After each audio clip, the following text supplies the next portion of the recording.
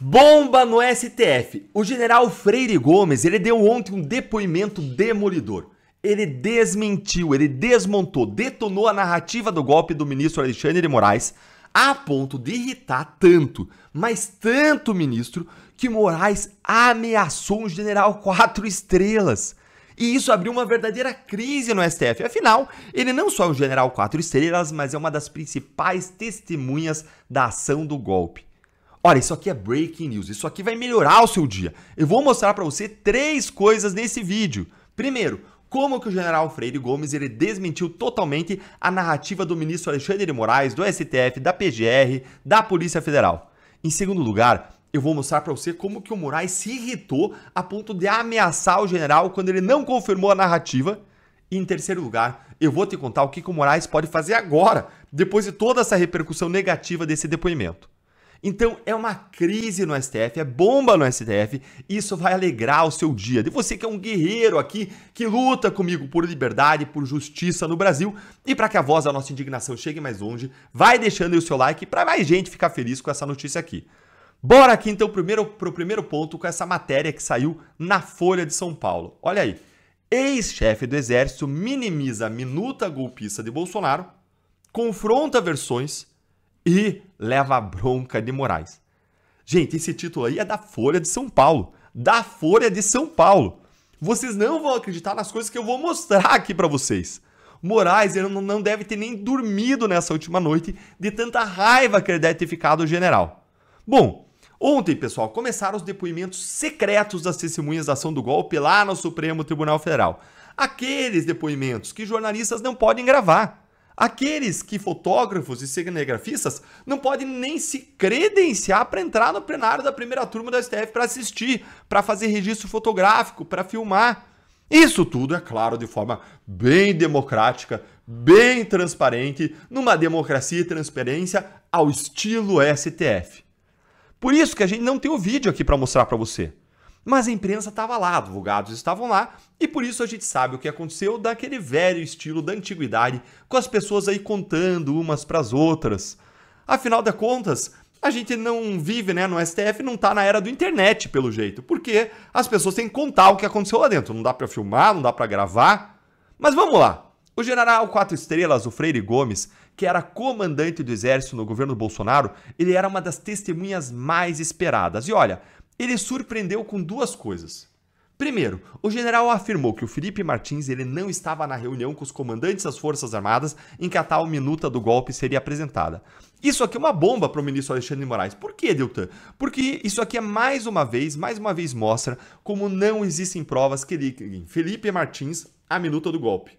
De modo que o Felipe Martins ele se tornou réu num processo por conta de uma minuta que tem 0 provas de que tem alguma relação dele com ela.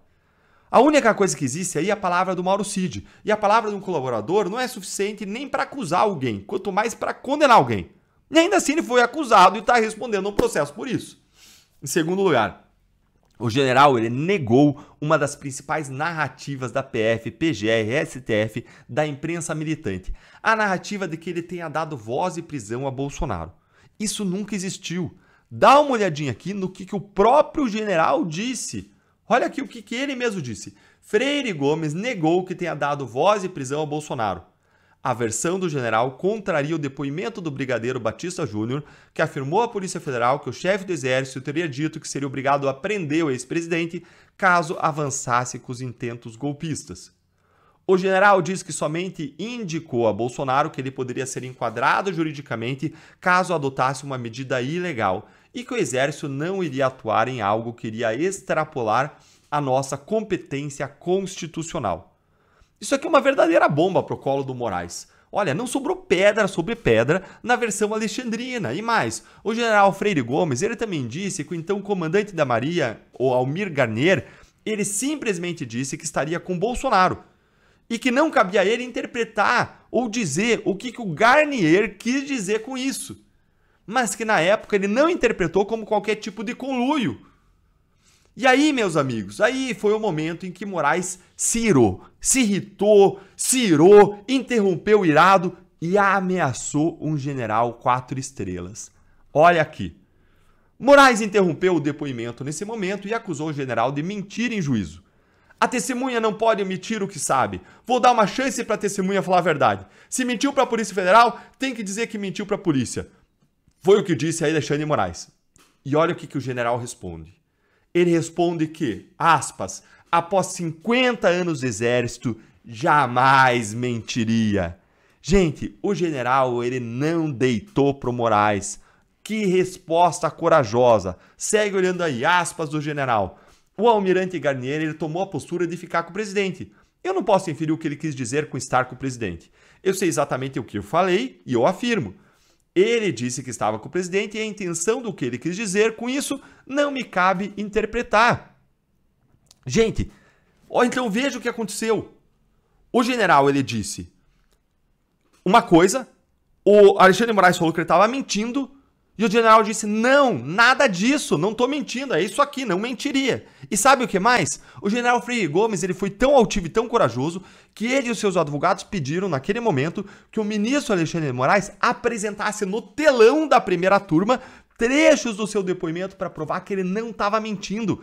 Ele trucou, ele seisou o Moraes. Mas aí, olha o que o Moraes fez.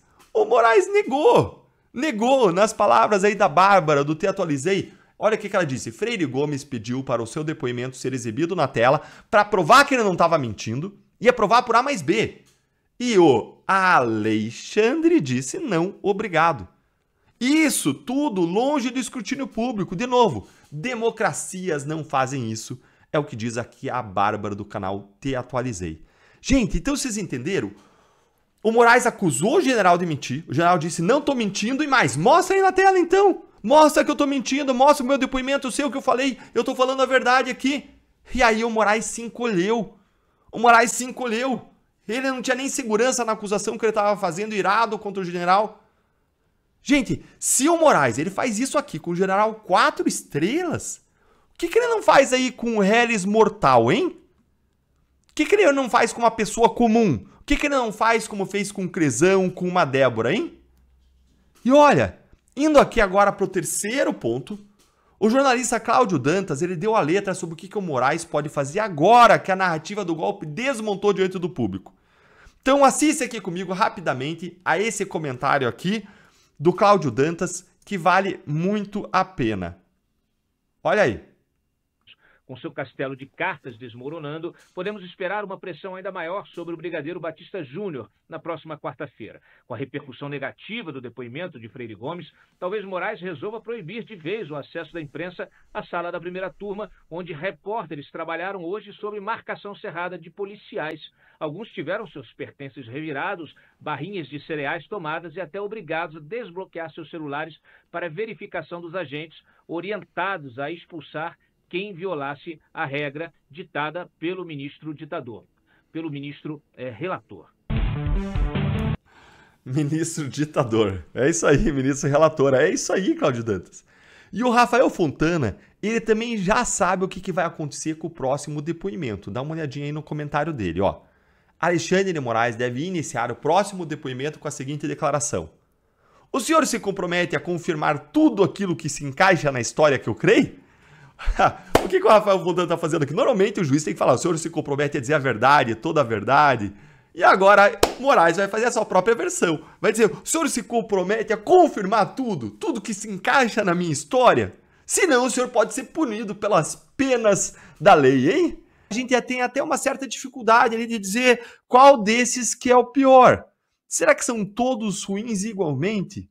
Ou algum se sobressai aí em relação aos outros? O que você acha? Vai me contando aí nos comentários qual que é a sua opinião, que eu quero ver, enquanto eu vou te contar aqui um pouco mais sobre essa briga entre Moraes e Flávio Dino. Porque, de todos eles, esses se destacam na briga para saber, sim, qual é o pior deles. Essa é a grande briga. Eles disputam o papel de pior deles. De onde que vem essa briga e essa rivalidade entre eles para decidir quem é o pior? Bom, isso vem de um levantamento da Gazeta do Povo, publicado nesta segunda-feira, que mostra o seguinte. Flávio Dino tem pouco mais de um ano como ministro do STF, mas isso foi o suficiente para que ele passasse a rivalizar diretamente com Alexandre de Moraes em 3 quesitos. 1. Ativismo judicial. 2, influência política. E 3, apelo midiático. Então aí, ó, ativismo judicial, influência política e apelo midiático. Enquanto o Moraes ele tem quase uma década de abusos e ilegalidades no Supremo para chamar de suas, o Dino ele despontou como grande rival de Moraes, porque ele conseguiu a proeza de se destacar nesse rol de indignidades para o ministro do Supremo em pouco mais de um ano. Gente, é realmente um gênio da raça, uma sumidade do direito, ou melhor, uma sumidade do antidireito, ou talvez do errado. Bora aqui dar uma olhada nas façanhas do Dino nessas 3 áreas. Vamos começar pelo primeiro ponto, ativismo judicial. O Dino ele já começou chutando o pau da barraca ou chutando a porta do Supremo, mexendo no maior vespeiro da República, que é o orçamento secreto e as emendas parlamentares. Dino bloqueou e desbloqueou de modo sucessivo e de acordo aí com os eventos, ou melhor, com os ventos políticos, milhões em emendas parlamentares para a saúde, alegando falta de transparência e dando início a uma verdadeira guerra com o Congresso, que se irritou com o ministro. Nesse quesito de ativismo ainda, o Dino chegou a mandar destruir e a queimar livros que continham termos considerados ofensivos. Eu tive na Alemanha recentemente e eu sei muito bem qual é o regime que queimou livro e queimou bastante livro. O mês passado, o Dino, de ofício, ou seja, sem nenhuma provocação da PGR ou de qualquer pessoa, mandou também o líder do PL na Câmara, o deputado Sóstenes Cavalcante, ele se explicar sobre uma fala dele relacionada a emendas e a anistia, o que é um verdadeiro absurdo. Sóstenes não deve explicação nenhuma a Dino por suas falas, ele tem imunidade parlamentar. Isso aí já nos dá uma amostra do quesito ativismo. Vamos agora para o segundo quesito, que é o quesito influência política. O Lula admitiu no dia em que ele indicou o Dino para o Supremo, que o seu objetivo era colocar um ministro político na corte, que tinha bastante experiência política, e ele não poderia ter escolhido alguém melhor do que Dino nessa linha. O ministro foi extremamente criticado recentemente por ter feito campanha política aberta para os seus aliados do Maranhão em uma aula magna numa universidade, o que fez o deputado Nicolas Ferreira entrar com pedido de impeachment no Senado por crime de responsabilidade. O Dino está ainda no centro de um escândalo criminal, em que assessores de seu gabinete estão sendo acusados de acessarem dados sigilosos para beneficiar aliados políticos do Dino no Maranhão. E por último, vamos para o terceiro quesito. Vamos analisar aí a exposição midiática do Dino. O Dino ele tem viralizado nas redes sociais pelas piores razões possíveis e tem atraído críticas e suscitado polêmicas. O Dino atacou recentemente a OAB, ele irritou juristas e advogados. Ele tem protagonizado vários bate-bocas humilhantes com o ministro André Mendonça e ele foi chamado por Moraes de candidato a papa durante uma sessão do Supremo em que os ministros trocaram brincadeiras. Semana passada, Dino foi detonado nas redes por falar que respeitar a separação dos poderes, que é algo previsto na Constituição, algo básico, significaria aí a dissolução da República. Por quê? Porque eles querem atropelar o Congresso a toda hora. Dino também foi ridicularizado porque, nesse comentário, o ministro confundiu separação de poderes com federalismo, que são duas coisas completamente diferentes. Eles devem estar agora chorando no banho em razão das derrotas vergonhosas que eles sofreram ontem para a direita mundo afora. Bora começar analisando essas vitórias da direita com os nossos vizinhos, os hermanos. Vem comigo entender o que aconteceu na Argentina para a gente começar. Estão rolando lá na Argentina eleições legislativas para a cidade de Buenos Aires. E por lá, com mais de 99% das urnas apuradas, a lista de candidatos apoiados pelo Milei aparece em primeiro lugar. É uma vitória avassaladora para um presidente extremamente atacado pela esquerda, pelo jornalismo militante, que tentou colar no Milei a pecha de louco, de insano. O porta-voz do Milei, o Manuel Adorni, ele está em primeiro lugar com 30,1% dos votos. O candidato peronista da esquerda, apoiado pela Cristina Kirchner, está em segundo lugar com 27% dos votos, 27,4% para ser mais exato. O governo Milei, ele enquadrou e ele apresentou essa eleição como um verdadeiro referendo do seu governo e das medidas e resultados econômicos que o liberalismo do Milei tem alcançado. E isso ressoou com a população, que reconheceu a queda absurda da inflação argentina, reconheceu o primeiro superávit orçamentário em 14 anos, ou seja, a primeira vez que o governo argentino arrecadou mais dinheiro do que gastou em 14 anos. Precisa dar umas lições aí para o Lula. E mais, reconheceu também o dólar barato, com o peso valorizado em relação ao dólar. Outra lição aí que o Lula precisa aprender com o Milei. E isso tem causado, inclusive, uma verdadeira invasão turística dos hermanos aqui no Brasil, que tem vindo para cá gastar seu dinheiro, passear, curtir a vida com a valorização do peso e a desvalorização do real. Com esse resultado, o Milei ele dobrou seus votos em Buenos Aires se a gente comparar com os votos aí que ele recebeu 4 anos atrás. Ele teve um aumento aí de 10 pontos percentuais. O Milei ele se consagrou de vez como o maior líder da direita na Argentina, assim como Trump é nos Estados Unidos, Bolsonaro é aqui no Brasil. E vamos entender o que aconteceu também em Portugal. Portugal, a direita também teve uma vitória histórica que humilhou a esquerda. Com 99% também das urnas apuradas, a coligação de centro-direita, a Aliança Democrática, ela conquistou 32,7% dos votos para as eleições legislativas, se consolidando como a maior e mais importante força política de Portugal. Em segundo lugar, empataram 2 partidos, um de esquerda e outro de direita. O de esquerda é um partido tradicional lá, o Partido Socialista, e na direita o Partido Chega. Os dois aí com 23% dos votos cada. E essas notícias esquentam os nossos corações e nos enchem de esperança para 2026. Que seja uma luz para os brasileiros que clamam por liberdade, por verdade, por justiça, pelo fim dos abusos judiciais, pelo fim da corrupção, pelo fim da censura. Que esses resultados da direita mundo afora nos animem para que nós possamos trabalhar unidos, cada vez mais fortes, por uma verdadeira onda da direita que vai tomar o país em 2026 e uma onda da direita no mundo. E você que está aqui com a gente, você vai trabalhar por essa vitória? Conta aí pra gente que a gente quer ouvir você.